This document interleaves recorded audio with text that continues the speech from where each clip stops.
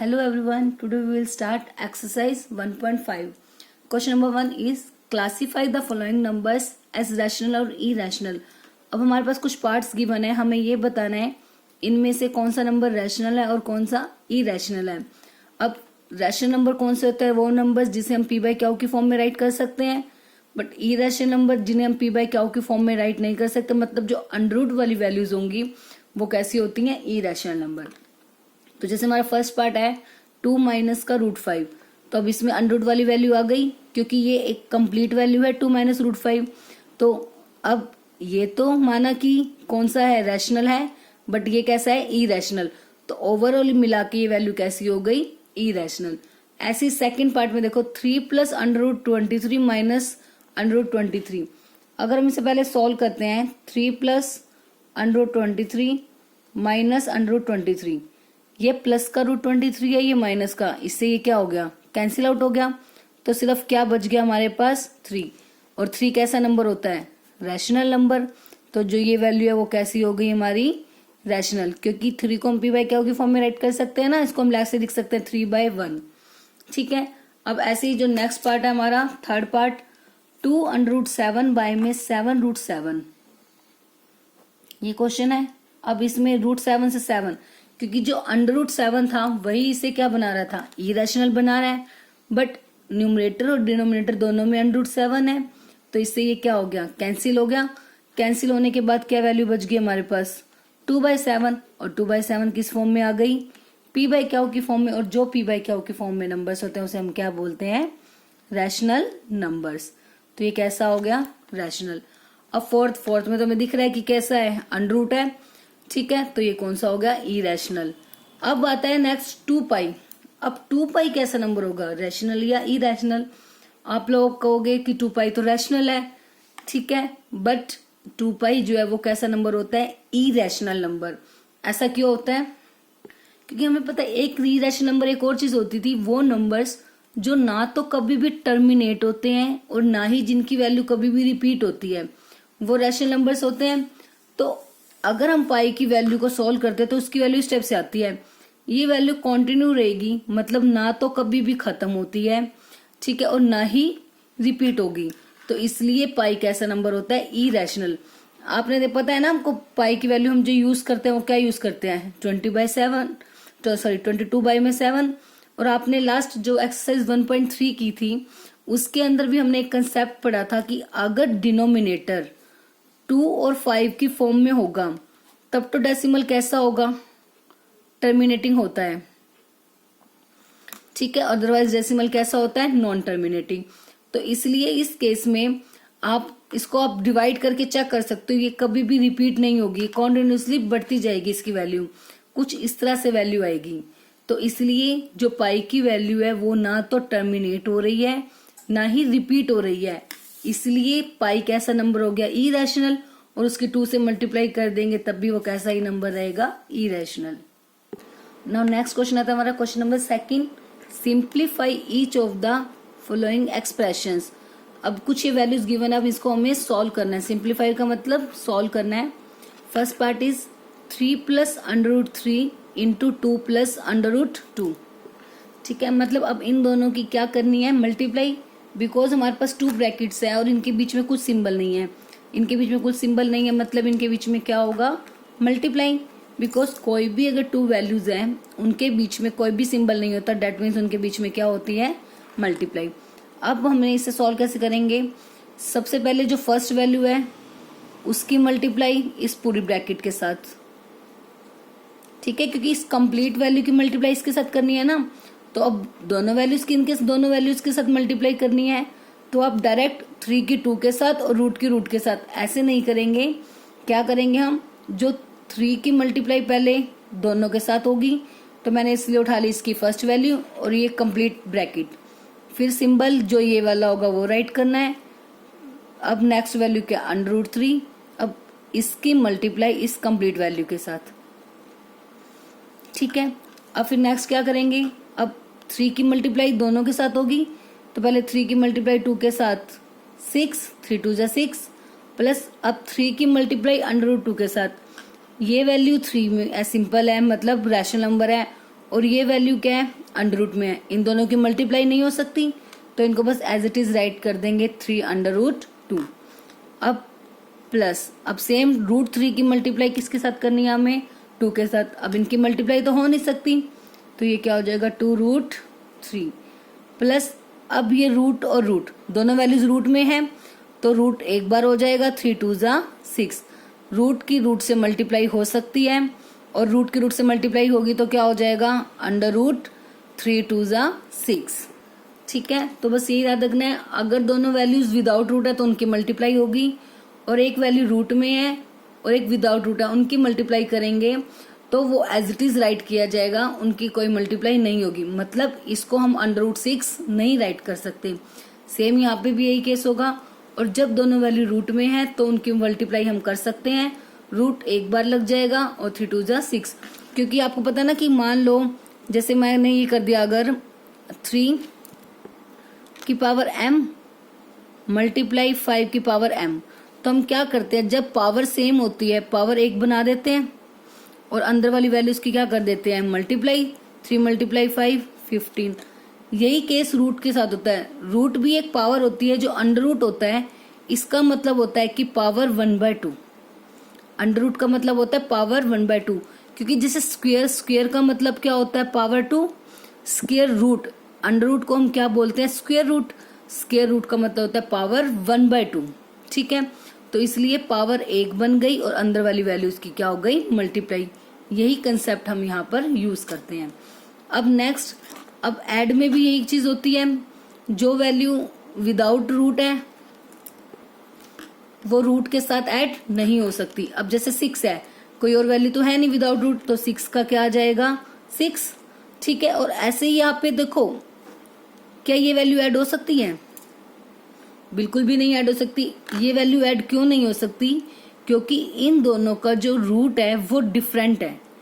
अगर ये root same होता, मतलब यहाँ पे भी √2 है तो यहाँ पे भी क्या होना चाहिए था, √2, तब हम इसे ऐड कर सकते थे। बट इन दोनों की जो वैल्यू है वो डिफर है। अब नेक्स्ट वैल्यू भी √6, तो कोई भी वैल्यू सेम नहीं है, मतलब किसी को भी हम ऐड नहीं कर सकते। तो बस यही हमारा क्या आ जाएगा इस क्वेश्चन का आंसर। ठीक है, इस टाइप से जब भी दो वैल्यूज को सॉल्व करने के लिए बोला जाए मल्टीप्लाई, तो क्या करोगे, पहले फर्स्ट वैल्यू और नेक्स्ट वाली कंप्लीट ब्रैकेट, फिर यही सिंबल, सेकंड वैल्यू नेक्स्ट वाली कंप्लीट ब्रैकेट, बस फिर उनकी मल्टीप्लाई करनी है। दोनों नंबर रैशनल है तो मल्टीप्लाई हो जाएगी, और एक रूट में है एक विदाउट रूट है तो वो एज इट इज राइट होगा, और दोनों अगर रूट में है तो उनकी मल्टीप्लाई तो हो सकती है, बट एडिशन ओनली तभी होगी अगर वो दोनों वैल्यूज का रूट कैसा है, सेम। इसको चलो हम कुछ एग्जाम्पल लेके समझते हैं। जैसे मान लो √2 प्लस √2 होता, उसको हम ऐड कर सकते हैं क्योंकि दोनों का रूट कैसा है, सेम है ना। आप ये भी सोच सकते हो, देखो अगर x + x है आप ऐड कर सकते हो ना उसे 2x, बट अगर x + y आ जाए, क्या हम उसे ऐड कर सकते हैं, नहीं ऐड करते ना, वो x + y का x + y रहता है। इसी तरह से √2 प्लस √3 आ गई, ये मान लो एक टाइप से x है और ये क्या है, y, तो दोनों तो अलग अलग वैल्यूज हो गई, इसलिए हम इन दोनों को ऐड नहीं कर सकते। बट यहाँ पे दोनों बिल्कुल सेम वैल्यू है, जैसे हम x + x को ऐड कर सकते हैं वैसे ही इन्हें भी ऐड कर सकते हैं। अब इसके साथ आगे कुछ नहीं है, मतलब 1, इसके साथ भी 1, तो ऐड कैसे होती हैं ये, जो इनका रियल पार्ट होगा, मतलब इनके साथ वाली वैल्यूज उनको ऐड करेंगे। 1 + 1 2 √ एज इट इज, जैसे यहाँ पे करते थे x + x, इनके साथ कुछ नहीं होता था, मतलब 1 + 1 2, और एक ही बार लिखते थे ना x को।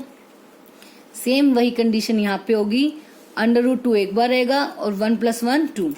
ऐसे ही मान लो ये आ जाता 2√2 प्लस 3√2, तो किन को ऐड करते हैं हम, इनको 2 + 3 5, और √2 एज इट इज एक ही बार राइट होगा। क्लियर है, अगर √ वाली वैल्यू सेम है तब हम उसे ऐड या सब्ट्रैक्ट कर सकते हैं, बट अगर वो दोनों वैल्यूज डिफरेंट है तो उसे हम ऐड या सब्ट्रैक्ट नहीं कर सकते। हाँ, बट इनकी मल्टीप्लाई जरूर कर सकते हैं। जैसे √2 की √3 के साथ मल्टीप्लाई होता तो वो √6 आ जाता। अब इनकी मल्टीप्लाई सपोज हमें करनी है, 2√2 मल्टीप्लाई 3√3 ले लिया सपोज, तो क्या होगा, 2 की मल्टीप्लाई किसके साथ हो जाएगी, 3, मतलब रियल की रियल के साथ, 3 2 6, इरेशनल की इरेशनल के साथ, 2 3 ज़ा 6। तो इस टाइप से इनकी मल्टीप्लाई भी पॉसिबल है। इसको अब आगे नेक्स्ट क्वेश्चन करते हैं, उससे आपको और भी क्लियर हो जाएंगे। अब question number second is 3 plus √3 into 3 minus √3। अब इस क्वेश्चन को करने के दो मेथड है हमारे पास। एक तो जैसे अभी हमने ये फर्स्ट पार्ट किया है कि पहले 3 की मल्टीप्लाई दोनों के साथ कर दें, फिर √3 की मल्टीप्लाई दोनों वैल्यूज के साथ, एक वो मेथड कर सकते हो। अदरवाइज देखो यहाँ पे एक आइडेंटिटी यूज हो रही है ना, a plus b a minus b, same same है फर्स्ट वाली वैल्यूज, सेकंड वाली वैल्यूज भी सेम है और साइन डिफरेंट है, बस एक प्लस का एक माइनस का। तो हम यहाँ पे आइडेंटिटी यूज कर सकते हैं using a plus b a minus b किसके इक्वल होता है, a² माइनस b²। यहाँ पे a का मतलब है 3 और b का मतलब क्या है, √3। आप चाहो तो ये आइडेंटिटी यूज कर सकते हो, अदरवाइज आप सिंपल मल्टीप्लाई भी कर सकते हो, बिकॉज यहाँ कुछ मेंशन नहीं है कि हमें आइडेंटिटी ही यूज करनी है। अब आइडेंटिटी जब हम यूज करेंगे तो क्या होगा, a² माइनस b², a मतलब 3 का स्क्वायर माइनस b मतलब √3 का स्क्वायर। स्क्वायर से रूट कैंसिल, तो 3 का स्क्वायर 9 माइनस क्या बच गया 3, 9 में से 3 गए 6, तो इसका आंसर कितना आ गया 6। चलिए इस क्वेश्चन को मैं आपको दूसरे मेथड से भी करके दिखाती हूँ। क्या है हमारे पास 3 प्लस √3, 3 माइनस √3। तो क्या करेंगे, सबसे पहले 3 इसकी मल्टीप्लाई दोनों वैल्यूज के साथ, फिर ये वाला सिंबल √3 इसकी मल्टीप्लाई दोनों वैल्यूज के साथ, तो ब्रैकेट एज इट इज। अब 3 की 3 के साथ मल्टीप्लाई हो सकती है 9 माइनस ये 3 और ये अंडर के अंदर है तो इनकी मल्टीप्लाई नहीं होगी, तो इनको एज इट इज राइट कर देते हैं। सेम प्लस अब 3 की मल्टीप्लाई √3 के साथ एज इट इज हो जाएगा, माइनस √3 की मल्टीप्लाई √3 के साथ। आप चाहो तो √3 का स्क्वायर कर सकते हो, नहीं तो √ एक बार लगाओ, 3 3 ज़ा 9, ऐसा भी लिख सकते हो। अब ये तो कैंसिल हो गया, एक प्लस का एक माइनस का, सेम सेम वैल्यूज है, तो क्या बच गया 9 माइनस। अब कई स्टूडेंट क्या करते हैं यहीं पे छोड़ देते हैं, यहीं पे नहीं छोड़ना। ये क्या है 9 एक परफेक्ट स्क्वायर है, 9 किसका स्क्वायर रूट होता है, सॉरी 9 का स्क्वायर रूट कितना हो जाएगा 3, बिकॉज 9 किसका स्क्वायर होता है 3 का ना, तो 3 का स्क्वायर 9, तो स्क्वायर से रूट कैंसिल आउट, क्या बच गया 9 माइनस 3, तो 9 में 3 गए 6, सेम आंसर आ गया।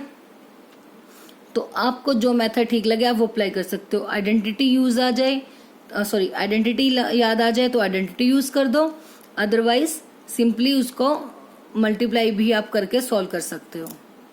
Next third part is √5 plus √2 का होल स्क्वायर।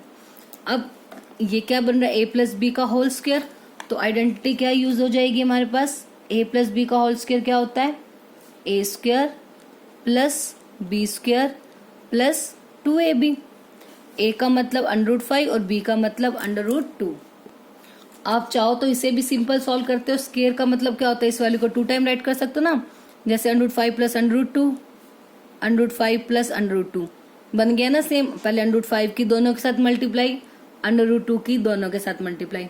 आप चाहो तो वो सिंपल मल्टीप्लाई भी कर सकते हो, अदरवाइज क्या यूज करेंगे हम इसकी आइडेंटिटी, a प्लस बी का whole square which is equal to a² plus b² plus 2ab। अब a का स्क्वायर मतलब √5 का स्क्वायर प्लस b² मतलब √2 का square plus 2ab, 2 into √5 into √2। अब √5 का स्क्वायर है तो स्क्वायर से जो रूट है वो क्या हो जाएगा, कैंसिल आउट हो जाएगा, तो बच गया हमारे पास कितना 5 प्लस 2 से स्क्वायर रूट कैंसिल, क्या बच गया हमारे पास 2 प्लस 2। अब रूट की रूट से मल्टीप्लाई हो जाएगी, कितना हो जाएगा 5 2 ज़ा 10 √10। अब 5 प्लस 2 7 प्लस ये वैल्यू एज इट इज, क्योंकि इसमें रूट है और इसमें रूट नहीं है तो ये दोनों वैल्यूज को हम ऐड नहीं कर सकते, तो यही हमारा क्या आ जाएगा answer 7 plus 2 √10। Next part is √5 minus √2 into √5 plus √2। इसमें भी आइडेंटिटी यूज हो रही है, कौन सी हो रही है, a plus b a minus b. ठीक है, तो using a minus b a plus b, एक ही बात है ना, चाहे पहले प्लस वाला लिख लो या माइनस। मल्टीप्लाई है, जैसे 2 मल्टीप्लाई 3 राइट कर लें या 3 मल्टीप्लाई 2, कोई डिफरेंस नहीं है ना दोनों में। तो बस किसके इक्वल होती है, ए स्क्वायर माइनस बी स्क्वायर। तो वही हमने यहाँ पे यूज करनी है। अब ए का मतलब √5 और बी का मतलब √2, तो √5 का स्क्वायर माइनस √2 का स्क्वायर। सबसे होती है इजी ये वाली आइडेंटिटी को यूज करना, जब दोनों वैल्यूज आपको सेम सेम दिखे, सिर्फ क्या डिफरेंस दिखाई दे, एक साइन माइनस का है और एक साइन कैसा है, प्लस का, तो हम ये आइडेंटिटी यूज कर देंगे, a square minus b square. Square से रूट कैंसिल, तो क्या बच गया 5 माइनस 2, कितना आ गया 3, 5 माइनस 2 3, ये आपका क्या आ गया final answer. Next question number 3 is recall pi is defined as the ratio of the circumference से c of a circle to its diameter that is pi square to c by d. ये कहते हैं कि पाई को हम define कर सकते हैं किसकी रेशियो में, सर्कमफ्रेंस और उसके डायमीटर, मतलब कोई भी एक सर्कल है, सर्कल की सर्कमफ्रेंस और उसके डायमीटर की रेशियो में। This seems to contradict the fact that pi is irrational. तो ये कहते हैं, ये तो इस बात की कॉन्ट्राडिक्शन हो गई कि पाई जो है वो इरेशनल है। अभी हमने फर्स्ट क्वेश्चन में भी किया था ना कि पाई कैसा नंबर है, इरेशनल।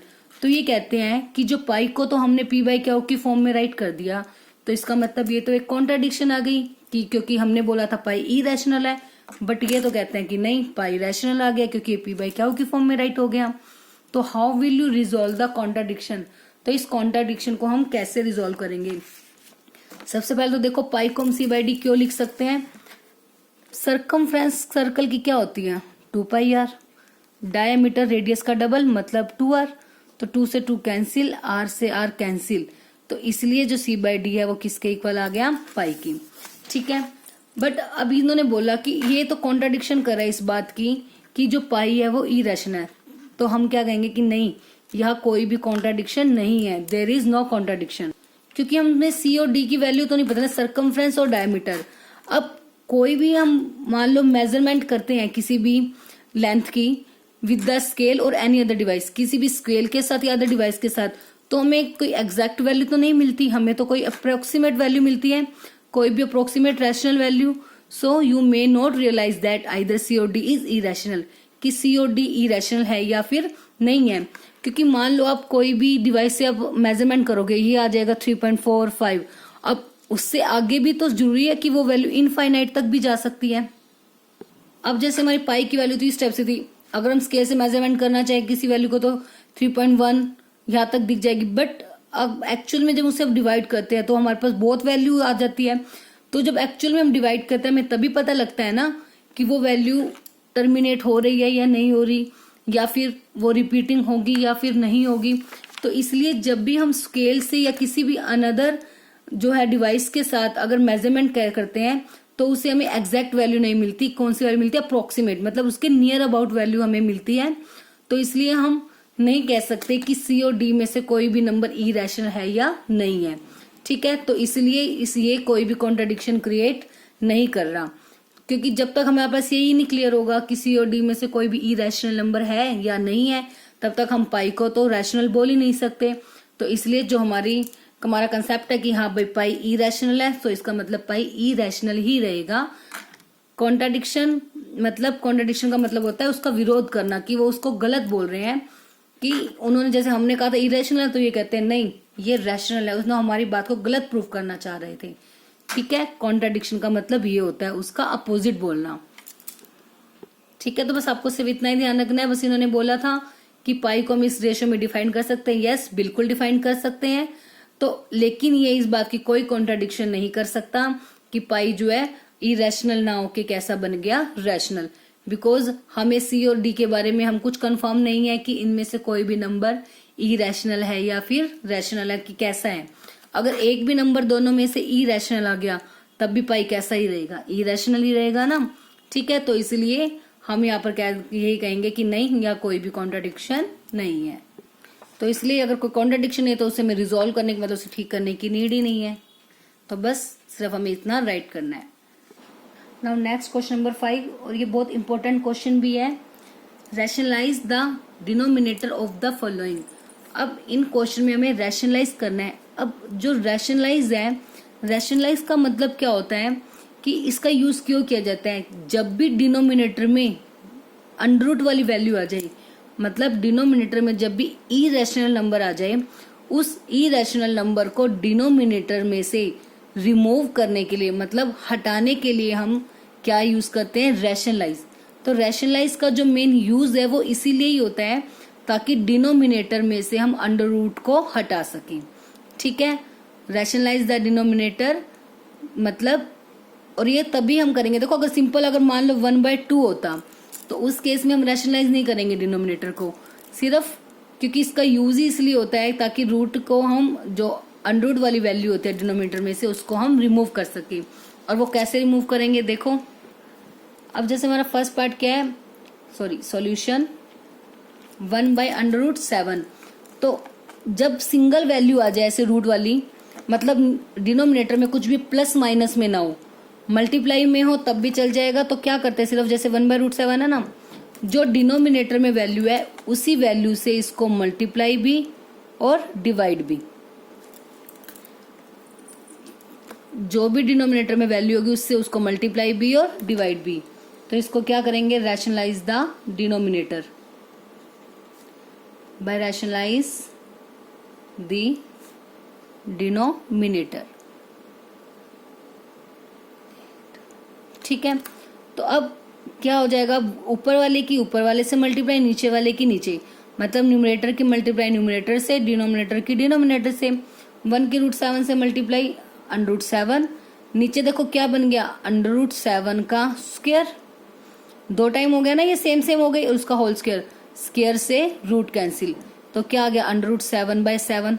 तो देखो रिमूव हो गया ना अंडर रूट डिनोमिनेटर में से, तो इसीलिए मैंने सेम नंबर से मल्टीप्लाई डिवाइड किया था ताकि वो नीचे क्या बन जाए, होल स्क्वायर। होल स्क्वायर बनते ही वो स्क्वायर से रूट क्या हो जाएगा, कैंसिल, तो इसलिए √7/7। अब हमारा ये नंबर क्या आ गया, कब रैशनलाइज द डिनोमिनेटर करने के बाद जो अंडर रूट है वो डिनोमिनेटर में से हट गया, तो बस ये आपका फाइनल आंसर आ जाएगा। अब सेकंड पार्ट, चलो सेकंड पार्ट को करने से पहले हम जैसे फर्स्ट पार्ट है सेम उसी टाइप के 1-2 क्वेश्चन और कर लेते हैं ताकि अच्छे से क्लियर हो जाए इस मेथड के बारे में। अब मान लो जैसे मेरे पास ये होता 1/, में या ऊपर सपोज 2 भी है, 2/, में √3। अब रैशनलाइज करने के लिए बोल दिया जाए तो रैशनलाइज करेंगे तो क्या हो जाएगा, सेम जो रूट है नीचे उसी से मल्टीप्लाई भी और उसी से डिवाइड भी। तो अब ऊपर क्या हो जाएगा, ऊपर के ऊपर से मल्टीप्लाई मतलब 2√3 बाय में √3 का स्क्वायर, स्क्वायर से रूट कैंसिल, तो आंसर कितना आ गया 2√3 बाय में 3। और मान लो कुछ ऐसा आ जाए कि 1/, में 2√3। ठीक है, अब इसमें भी देखो 2 टाइप से हम कर सकते हैं इसे, एक तो जो डिनोमिनेटर में वैल्यू है एज इट इज उसी पूरी वैल्यू से हम उसको मल्टीप्लाई और डिवाइड, या फिर एक मेथड और कर सकते हैं कि 2√3, हमारा मेन जो मकसद है वो क्या है कि डिनोमिनेटर में से अंडर रूट को हटाना। तो 2 को तो हमने हटाना नहीं है, तो 2 अगर नीचे हम रहने भी देंगे तो भी कोई फर्क नहीं पड़ेगा, तो हम सिर्फ अगर रूट वाली वैल्यू से ही मल्टीप्लाई डिवाइड कर दें, क्योंकि जो हमने रैशनलाइज करना है उसका जो मेन उससे हमारा रिजल्ट निकलेगा वो क्या होगा कि डिनोमिनेटर में से रूट को रिमूव करना। ठीक है, तो आपकी मर्जी, आप चाहो तो इस पूरी वैल्यू से मल्टीप्लाई डिवाइड कर दो, चाहे सिर्फ रूट वाली वैल्यू से, कोई फर्क नहीं पड़ेगा, आंसर सेम आएगा। मैं आपको दोनों से करके दिखा देती हूँ। अब 1 के ऊपर मल्टीप्लाई एज इट इज, अब नीचे 2√3 का होल स्क्वायर, क्योंकि 2 का भी स्क्वायर है और √3 का भी है, तो 2√3 एज इट इज। अब नीचे 2 का भी स्क्वायर कितना हो गया 4, और √3 का भी स्क्वायर, स्क्वायर से रूट कैंसिल, तो क्या आ गया हमारे पास 2√3 बाय में 4 मल्टीप्लाई 3, 4 3 = 12, कैंसिल आउट करके √3 बाय में 6 आ गया। अब इससे करते हैं, ऊपर तो बच गया √3 बाय में 2 मल्टीप्लाई √3 का स्क्वायर, स्क्वायर से रूट कैंसिल, तो √3 बाय में 2 3 = 6, तब भी यही आंसर आएगा।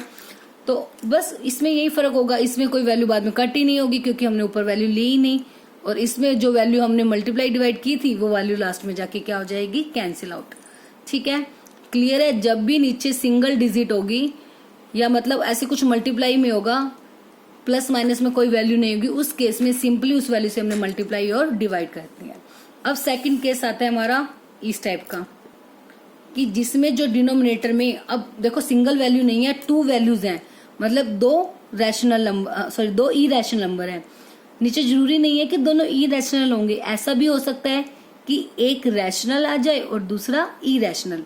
तो कुछ कोई भी टाइप हो, जो अब हम मेथड करेंगे सारे क्वेश्चन बस उसी टाइप से ही होंगे कि जब भी नीचे वाली वैल्यू प्लस माइनस में आ जाए कुछ भी, ठीक है, उस केस में अब रैशनलाइज कैसे करेंगे।